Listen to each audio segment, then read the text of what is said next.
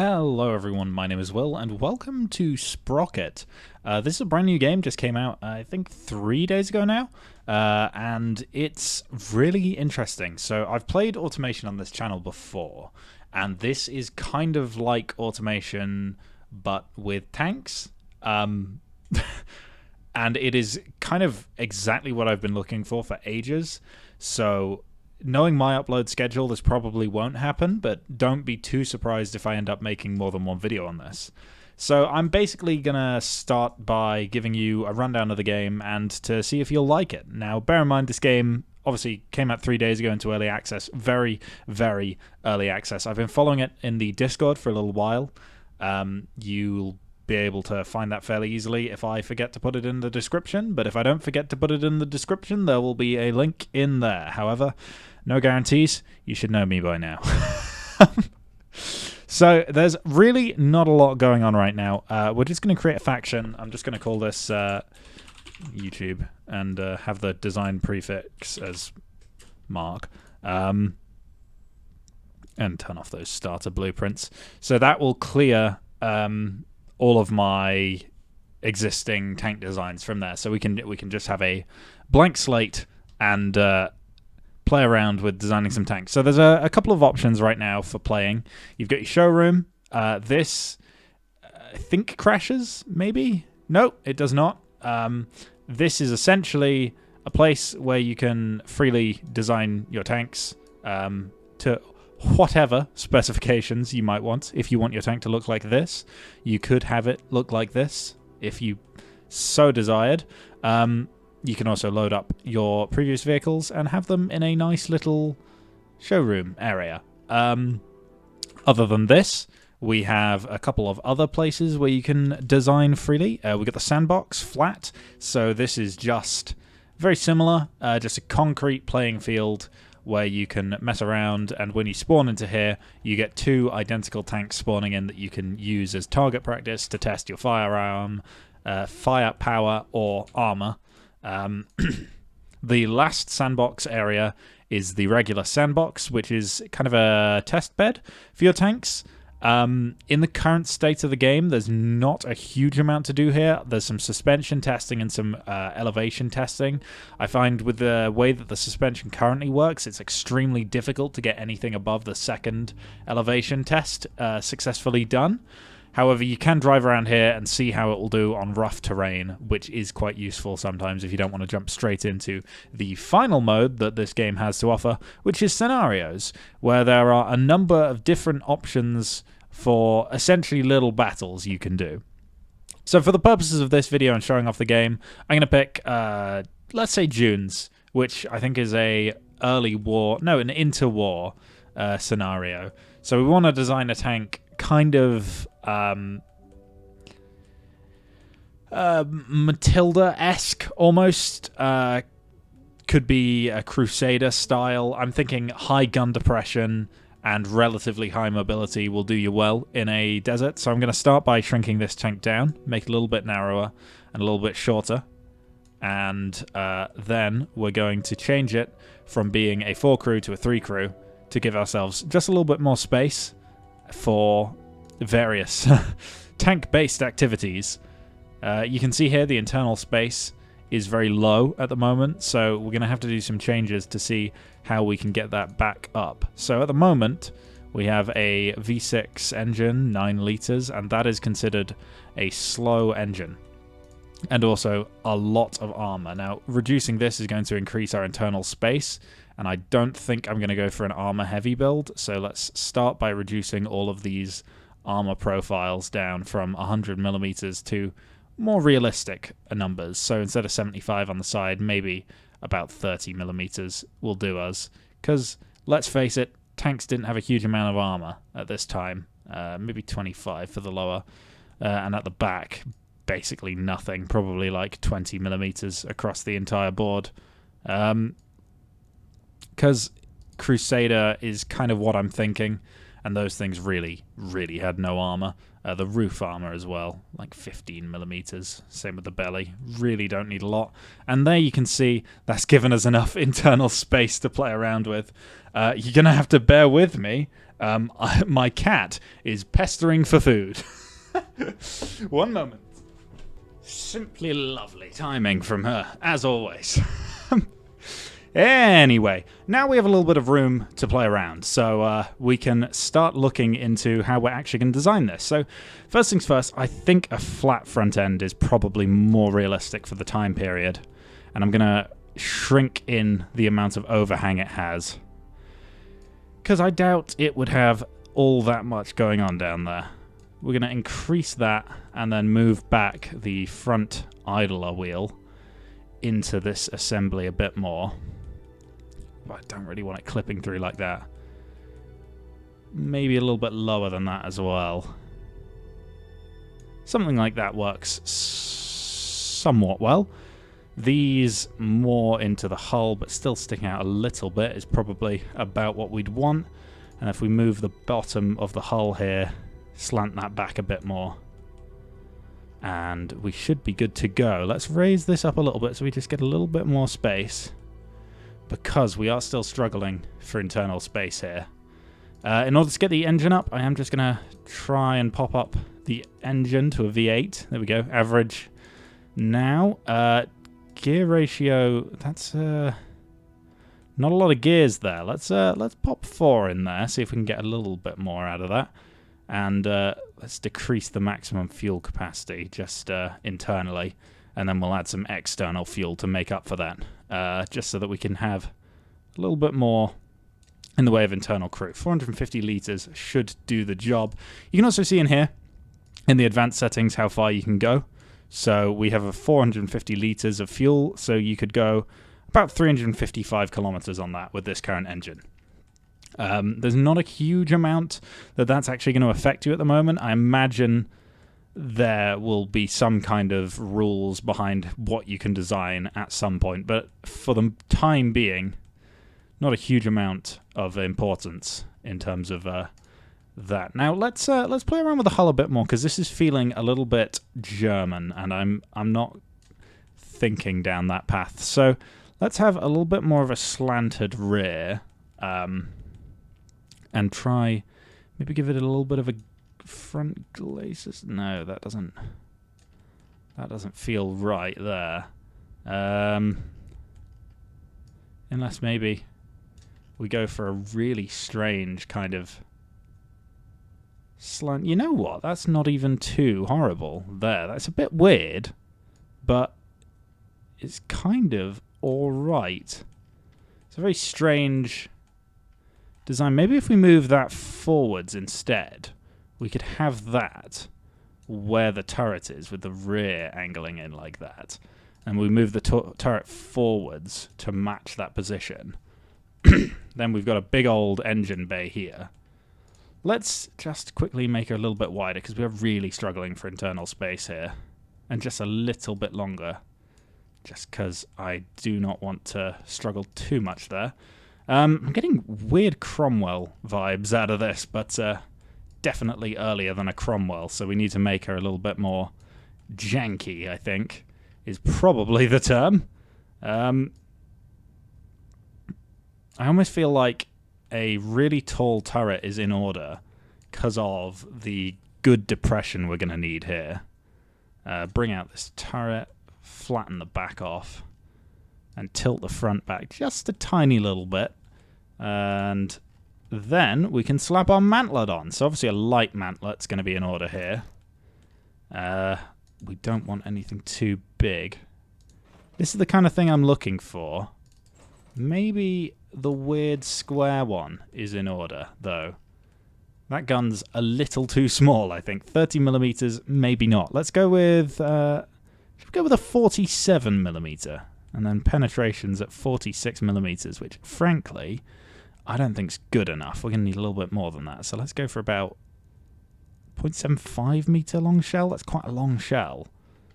But 63 mil of pen might do us proud. We might need a little bit more than that, but we'll start with this and see where we can go from here. Let's make the gun a bit longer, and I want a thick boy at the start of the barrel, and then a long front here. That looks like a little 47mm put, and a little shaping on the end there, just to make it just a little bit nicer to look at. Gunner sights I'm going to put on this side, and bearing that in mind, the commander's cupola is going to go on the other side. And just because it is a bit of an early war tank, I'm going to stick that off the side like that, rather than having it smooth into the turret. Back of the turret as well, we're going to add a big old...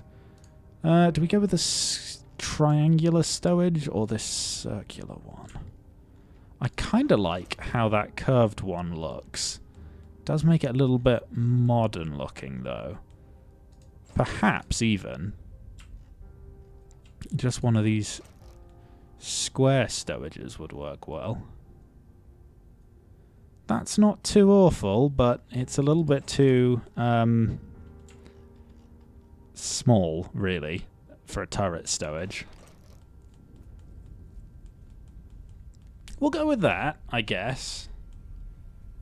We'll go with that, and then at least there's some turret stowage in there. Going back to viewports, we need to put a driver's viewport in, which should be central in this, because we have the driver as the only person in the hull. So if we make that central, and we'll also give him a crew hatch on here, which we are slightly limited for space for. So perhaps instead we have one of these on the side. It is a little small, is what I'm concerned about. It does look a little bit odd. Perhaps I just put two next to each other and kind of we pretend here. That way. It seems like someone could actually fit through one of these lights. Let's have a couple of those up on the front here. Vision is important at night time and in day for that matter, but you don't need lights in day. There's the sun for that. I didn't need to tell you that really, but oh well, we're there now. Just a couple of odds and sods just to make it feel more usable in a combat scenario. Could have one of these on the turret for no apparent reason, just because it looks nice.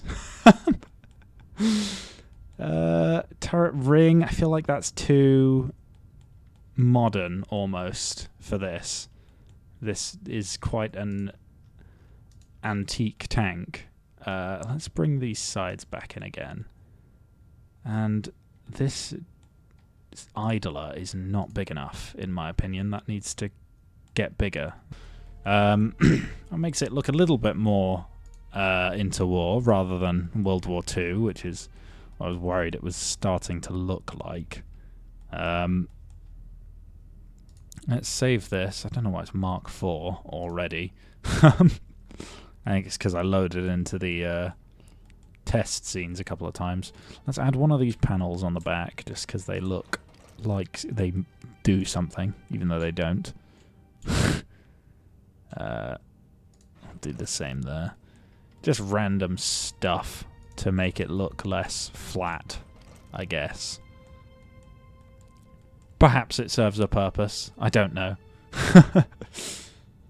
Give the driver a bit more space, actually, and the gunner. We even get a fourth crew member if we put a loader in the turret as well. I know it feels a bit strange. Feels a bit unnatural, but no, we can actually fit a loader in there as well. It feels like I shouldn't be able to, but sure. Let's put a desert livery on here as well.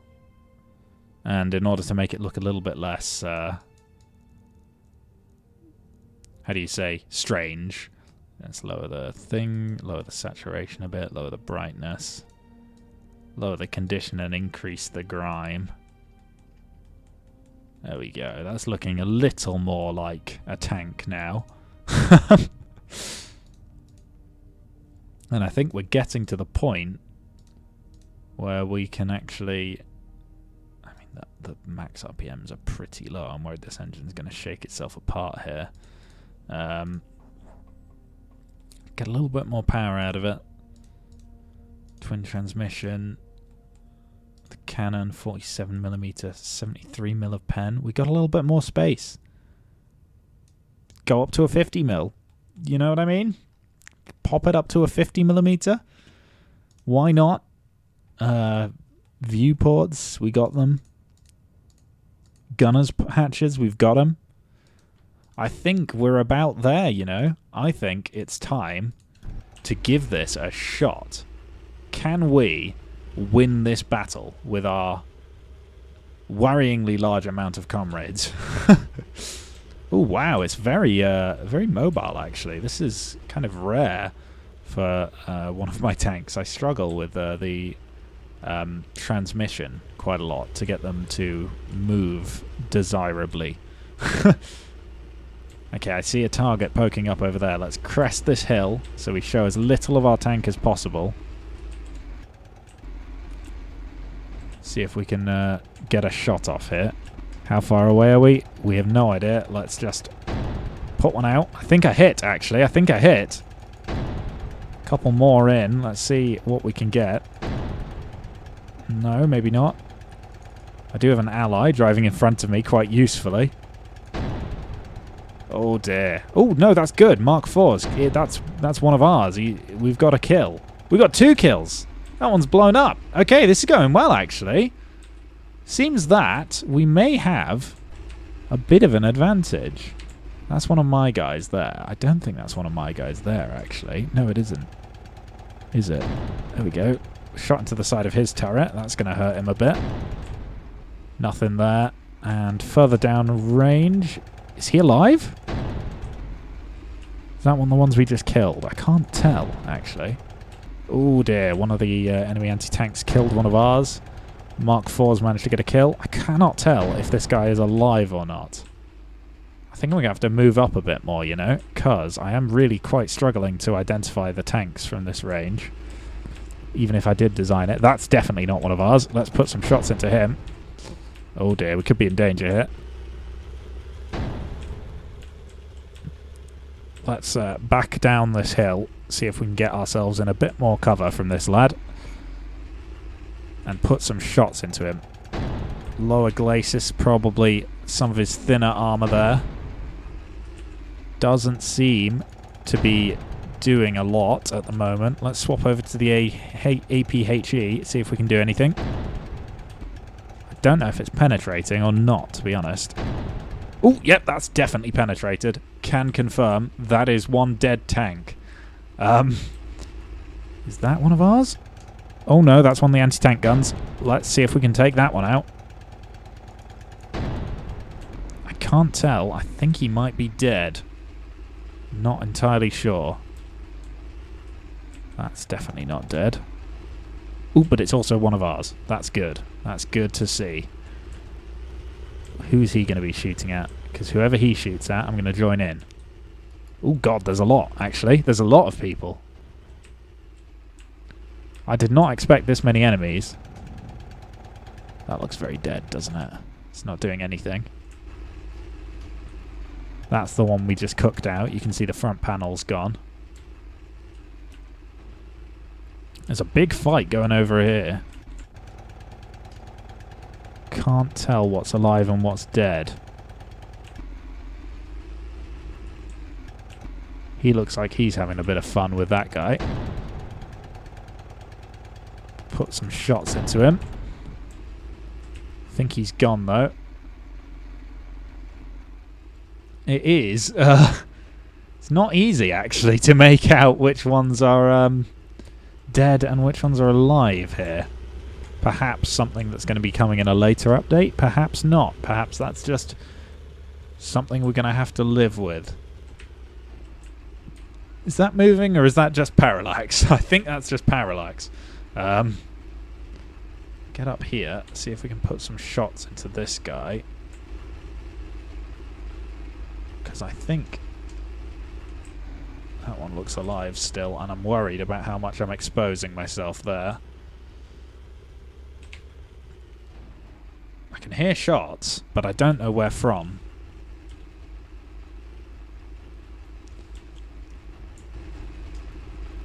Is that aiming at us? Or is that just how he died, kind of aiming at me? Oh, well, a Model 1's just killed one of ours. I think one of those, those are Model 1's. A dead giveaway will be if one of these guys aims at us. I mean, he looks like he's aiming at him, doesn't he? Is he alive? That doesn't look good for his health. Oh. That looks like when that panel's blown out again. Oh, God. Oh, crumbs, he's a bit concerning. Ooh. Oh, hang on, something's just shot at me. And he's returning fire over there as well. That one's definitely alive. Come on. Oh. Ooh. Did we get him? I think I got him. Not sure. This guy still seems to be aiming at him.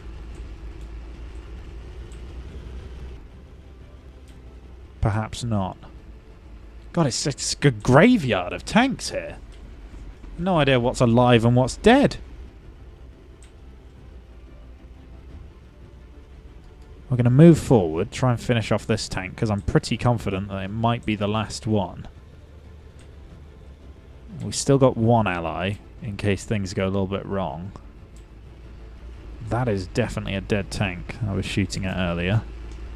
He's alive. Okay, he's still going. Those are both dead. I can't tell if...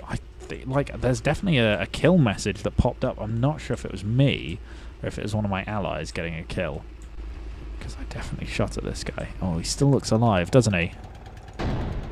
No, not anymore. No, that is not an alive tank. I do see a target back there, though.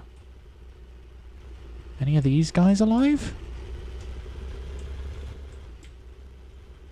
Perhaps? Maybe?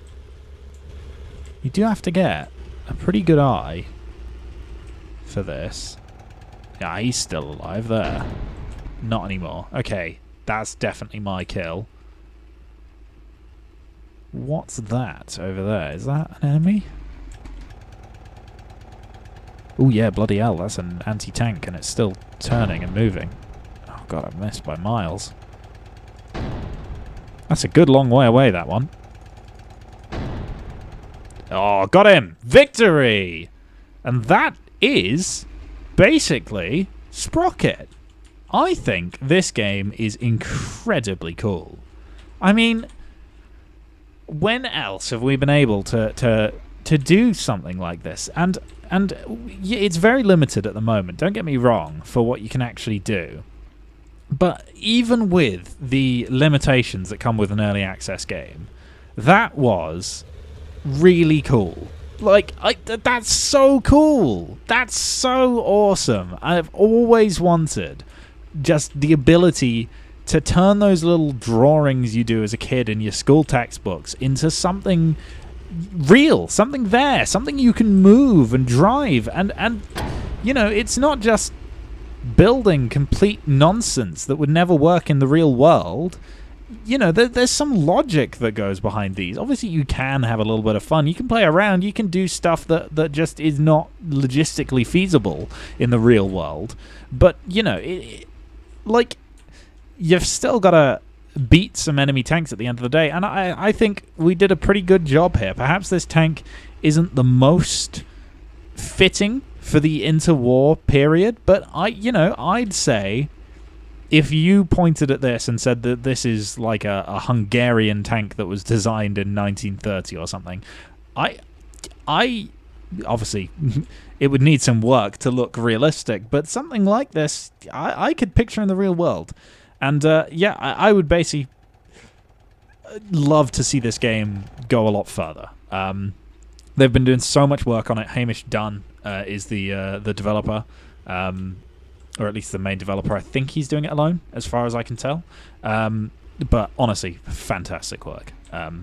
Not enough kudos can be given to that man. This is truly exactly what I've been looking for a long time now. And yeah, I really do hope that this has inspired some of you guys to go out there and purchase this on Steam. It's about £15 or €20, as far as I'm aware. I can just check for you real quick. Yeah, £15.49, about 19.99 in terms of euros. Probably about the same in dollars. Can't remember what the exchange rate is right at the moment. But absolutely worth picking up, in my opinion, to just inspire the developer to take this to the places that it could go.